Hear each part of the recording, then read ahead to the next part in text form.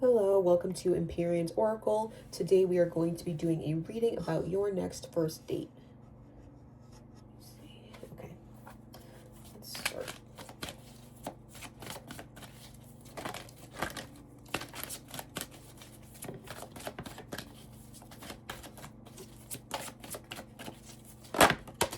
You have contract.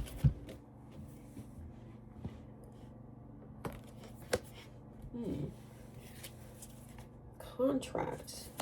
I kind of just want to sit with this one for a second. I was going to get another card, but I'm like, no, I need to sit with this one for a little bit. This is given like blind date. I feel like this is a blind date. So either you're doing one of those like, is speed dating considered a blind date? I don't know. Either it's something like that, like speed dating, or like someone sets you up with this person, like a matchmaker, or maybe just a friend. Something like that. You know, you didn't know what this person looked like. You didn't know anything about them really. So it's like, it could go either way. You could really, really like them, or you could really, really hate them. There's a 50-50 chance. What's going to be your first impression of them? Next first date. What's your first impression going to be of them? The Fool. You could see them as like very naive.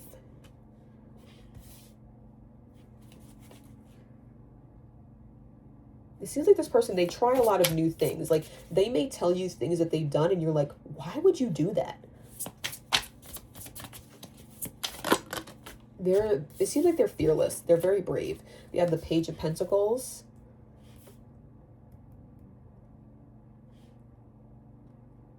But you're going to see them as educated. Maybe they like just graduated college, or they're currently in school. It's like they have goals and ambitions. I think that sometimes when you first, like, when people meet them, they just assume that they're like this careless, naive person, but they do have like goals and ambitions. They're just very fearless.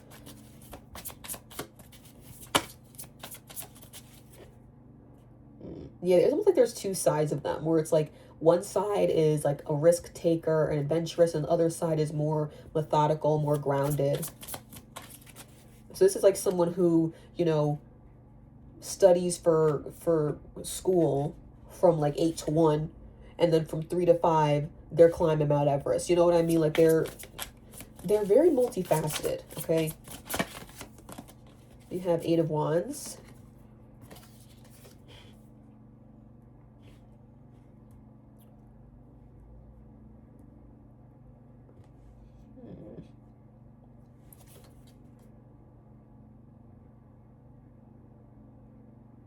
I think their methodical approach to some things in their life and not others sort of saves them from being seen as like a completely careless individual. Like, I swear to God, if this person's a very interesting character, I should say.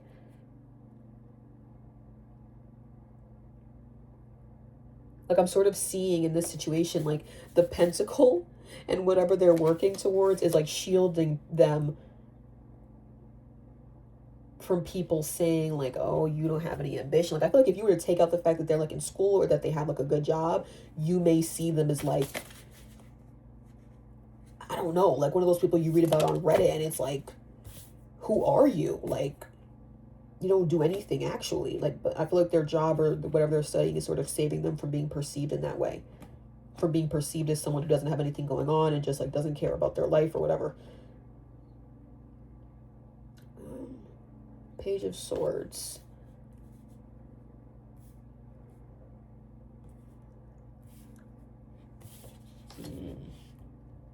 Am I still on first impressions? I can't even remember.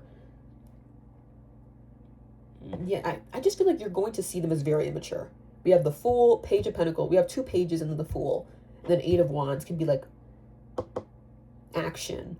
And, you know, people who are a little bit more immature, they might be more quick to take action instead of considering what to do beforehand. So there's like a lot of immaturity here. That's going to be your first impression of them. What are you going to talk about on the date? What are you going to talk about on the date? 2 of Swords. Are you like not going to be able to get a word in edgewise? Is that what this is?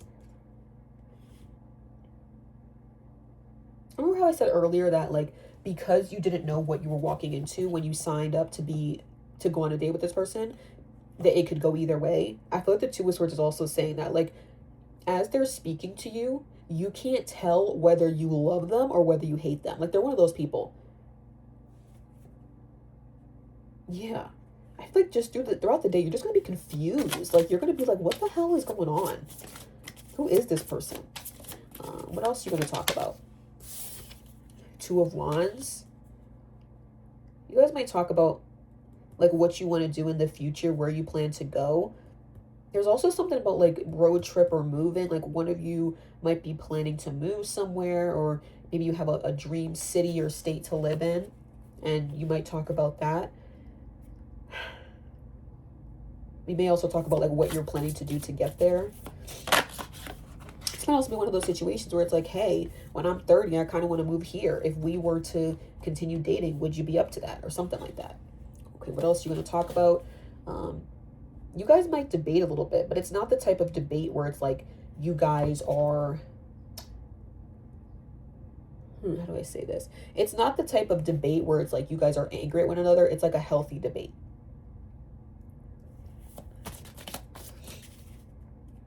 Like healthy competition or something. Like, you guys might play like a game together. You have authority. Yeah, I do think you guys are going to play some sort of game, like maybe a board game or a card game or something. And you might see that you guys are both very competitive. That might be why they're a risk taker. I think that they just like to be the one who can achieve something, or achieve something in the shortest amount of time possible, or achieve something at the youngest age possible. Like, I think that could drive why they are such a risk taker. Yeah, you guys are both going to realize how much you like to win, how much you like to come out on top. I don't even usually read the Emperor that way, but that's just what it feels like. And the Empress is on the bottom.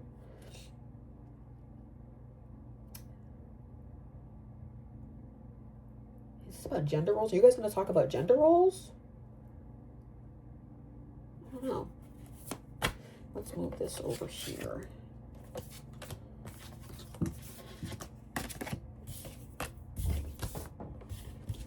This looks so messy. Okay. What are your feelings going to be during the date? What are your feelings going to be? Grab the Three of Pentacles. Three of Pentacles, the Sun, and then the Chariot. I feel like you're going to be able to see how you can fit into their life quite easily. Like, either them or you, either they or you are going to say, hey, if we were to date, I can,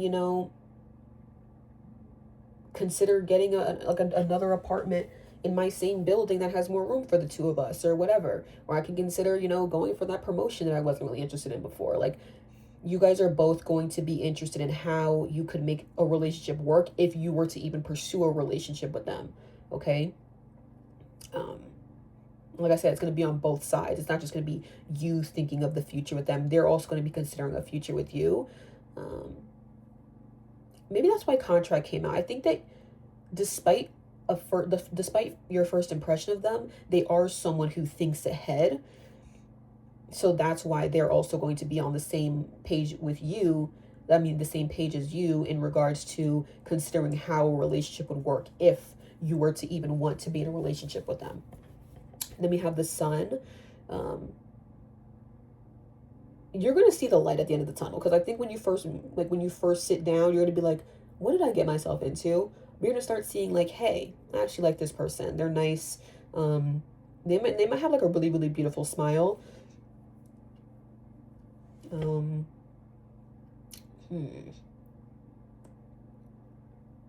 they just might have like a very playful spirit. I feel like they're gonna be very funny, very, very funny. And there might be times where it's like you are laughing because you're laughing at them, but there may also be times where like you're laughing because you're laughing with them. And then we have the Chariot. Yeah, I think this is just going along with like what I was saying earlier about how you're going to see exactly where you fit into their life.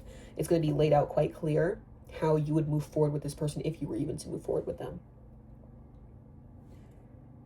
I think that you guys are also, like, even though you guys have plans and you guys think ahead, you guys are also adaptable. So if things were to change, you guys might talk about, hey, what if this happens? Like, what if I get this promotion? Then what are we going to do about this? If this doesn't happen, then what are we going to do? Like, you guys are adaptable, and you guys are going to be considering what changes might happen if you were to get into a relationship and how you would handle them. Okay. How are you going to leave the first date? How are you going to feel once you leave? You have the King of Wands. I like this. Like, you're going to feel like very energized. You may actually like be seriously considering moving forward with them. You have the Ace of Cups. Yeah, I think that you guys are going to leave the relationship maybe feeling like locked in already. I genuinely do think that. How are they gonna leave this relationship? How are they going to leave this relationship? Queen of Swords. Not leave the, I said leave the relationship. How are they gonna leave the first date? Queen of Swords.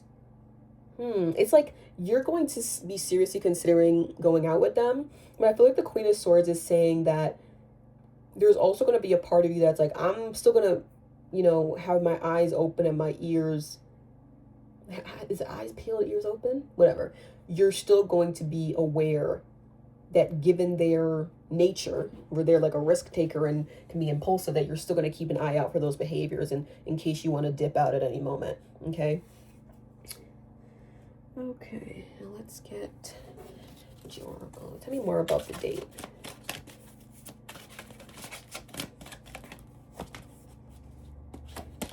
Community. I feel like even if you guys don't end up dating, like I think you're gonna see that they would make a really great friend. They may even invite you to hang out with their friends. Happy family. Yeah.